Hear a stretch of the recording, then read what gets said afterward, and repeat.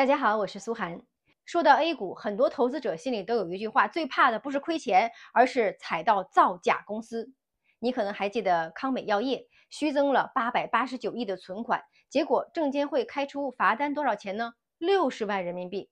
还有赵薇夫妇当年用30亿收购上市公司，结果呢，自有资金呢只有6000万，典型的空手套白狼，操纵市值高达上百亿，最后的罚款是多少呢？同样也是60万人民币。这就是 A 股过去最讽刺的地方，违法成本几乎为零，造假的收益呢却可能是几十亿、上百亿，而被抓到的代价呢，可能只是区区的几十万。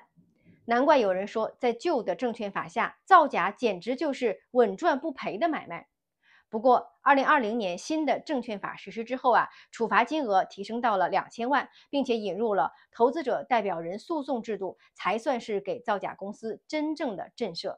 今天这期节目呢，我就来讲清楚 A 股历史上有哪些造假案例，为什么在新法之前处罚形同虚设，新的证券法出台之后有哪些变化，普通投资者又该如何保护自己。朋友们看完了今天的节目呀，你就会明白为什么 A 股的长期信心离不开制度的完善。既然说到造假，咱们就来先看看 A 股历史上最典型、最具代表性的几个案例。第一个案例呢，就是2019年的康美药业。康美药业当年号称是中药龙头，市值一度突破了1000亿元人民币。可是后来呢，证监会查出来，他们居然虚增了889亿元的银行存款。朋友们，889亿是什么概念呀？相当于好几家中型银行的总存款额。造假的方式就是伪造银行存单，把公司的账面利润呢吹得天花乱坠。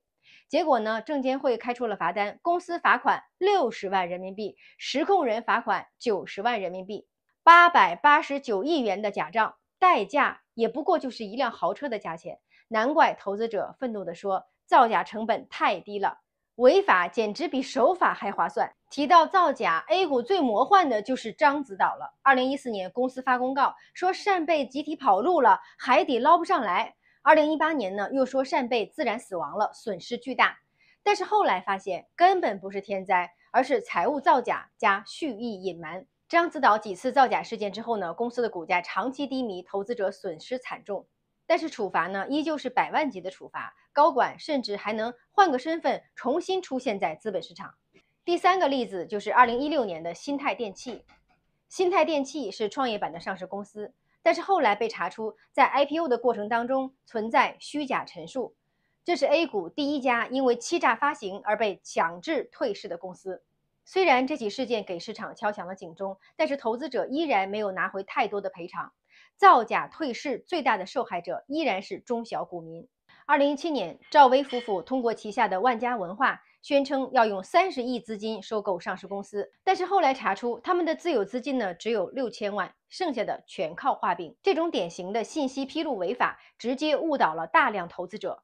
操纵市值高达300亿，结果证监会的处罚呢，依旧是60万元的罚款加上5年的市场禁入。朋友们，你看出来问题了吗？300亿的收购案，最后的成本呢，只是60万元的罚单。这就像有人偷了银行300亿，被抓后呢，只让他交个几万块钱的罚金。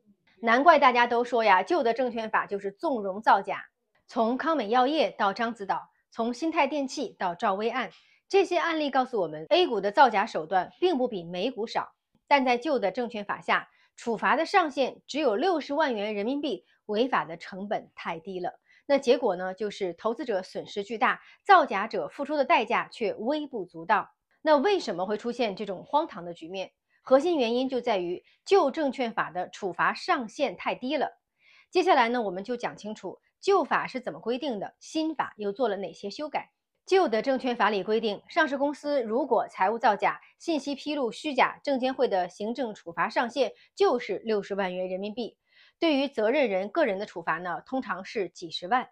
60万是什么概念？康美药业虚增了889亿，罚60万元；赵薇夫妇操纵300亿市值，罚60万。造假的金额动辄上百亿，但是罚款呢，只是9牛1毛，这就造成了一个极其荒诞的现象：违法成本几乎为零。那守法就显得更加珍贵。在这样的制度下，很多企业高管都会算一笔账：如果造假成功，股价上涨能套现几十亿，但如果造假失败被查处了，最多罚几十万，还不用坐牢，那他们会得出什么样的结论呢？当然就是值得冒险。这就是为什么在旧法时代 A 股频繁爆出造假案，投资者的信心一再被打击。对于普通的股民来说，最无力的就是上市公司造假多年，但是投资者却毫不知情。造假一旦被揭穿，股价崩盘，投资者损失惨重。而最后呢，监管只开出个几十万元的罚单，公司可能会退市，但投资者的钱却再也拿不回来了。所以受伤的永远是中小投资者呀。旧证券法下的处罚制度几乎成了纵容造假的温床。当然，这种荒诞的局面在2020年终于有所改变。2020年的3月1号开始，新版的证券法正式实施，带来了3大关键的变化。第一，罚款的上限大幅提高了，上市公司财务造假、虚假披露的行政处罚上限从60万元人民币提高到了2000万元人民币。这就意味着造假的代价呢，不再是9牛1毛了，而是真金白银的沉重负担。第二，就是个人责任更加严厉了。上市公司的高管个人如果负有直接责任，那可能被处以数百万甚至上千万的罚款，并且面临市场禁入。第三，刑法第161条也修订了，财务造假最高的刑期从3年提高到了10年。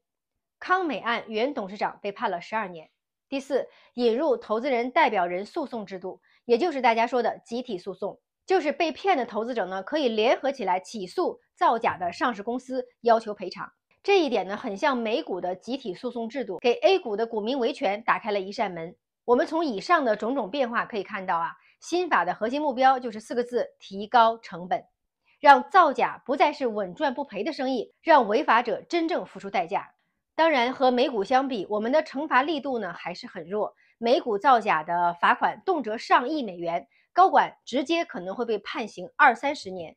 A 股即使是新法提高到了2000万元的罚款上限，仍然和100亿元的造假体量不对等。再就是集体诉讼呢，在中国刚刚起步，落地的案例有限，投资者真正拿回赔偿的比例呢还不高。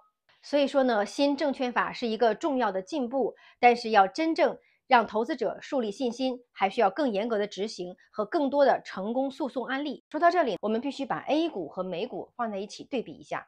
同样是造假，为什么在美国代价沉重，而在 A 股呢却长期只是罚酒3杯 ？A 股和美股在监管差异下，对投资者到底意味着什么？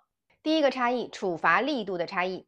美股的安然世通造假罚款上亿美元，高管被判20几年的重刑。尼古拉氢电动车创始人造假了宣传片，被判了11年。而在 A 股，我们看到康美药业虚增了889亿，最后只罚款了60万人民币。赵薇夫妇操纵了300亿市值，被罚款了60万人民币。即使新法提高到2000万，对于100亿造假来说呢，依然是不成比例的。在美股造假约等于倾家荡产，在 A 股造假约等于轻微擦伤。第二个差异就是对投资者保护的差异。在美股，投资者可以通过集体诉讼，这个制度很成熟了，律师事务所主动会代理造假公司，往往会赔到破产。但是在 A 股呢，2020年才引入了代表人诉讼制度，目前还在起步阶段，实际落地的案例并不多，股民维权艰难，赔偿有限。第三个就是市场信心的差异。美股因为知道造假必死，投资者有长期持有的信心，养老金投资机构敢把钱放在美股10几年不动。但是在 A 股，投资者总是担心上市公司的财报不真实，不敢长期持有股票，投机氛围浓厚。所以中美监管的差异最终体现在投资者信心和市场长期的走势上面。而美股长牛的秘密之一就是它的铁血监管。A 股难以走出长牛的重要原因之一就是监管在过去太宽松了。朋友们，今天我们看到的不仅仅是几起造假案件，而是整个制度的演变。旧法处罚轻，纵容造假；新法提高成本，开始矫正。真正成熟的资本市场不能靠画饼充业绩，而是要靠真实的财务、透明的规则，才能留住投资者。资本市场最值钱的不是股价，而是投资人的信任。